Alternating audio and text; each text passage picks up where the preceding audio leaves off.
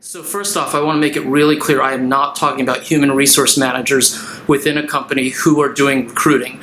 I'm talking about external recruiters, sometimes referred to, and I know people don't necessarily like to hear this term, sometimes referred to as headhunters. No offense, but with the exception of maybe two in particular, maybe three recruiters that I've worked with, external recruiters, really all of them are really kind of playing the same game.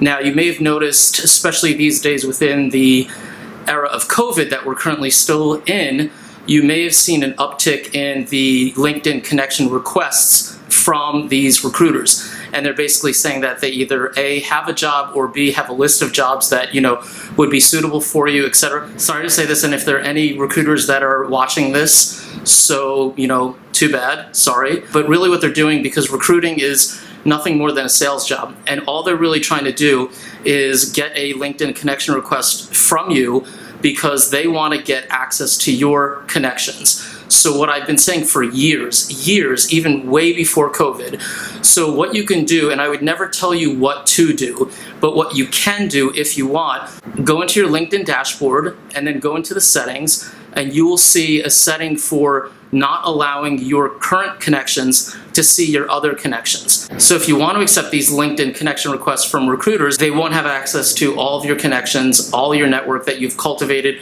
for years and years and that are genuinely a really good network. They don't even have any positions. It's just a sales role. That's all they're trying to do.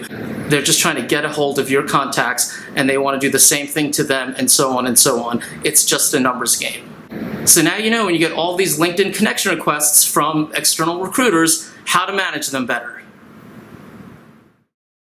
So send me your comments and questions, and each week you'll get a chance to win a copy of my book. And I'll answer your comments and questions during the QA video for that week.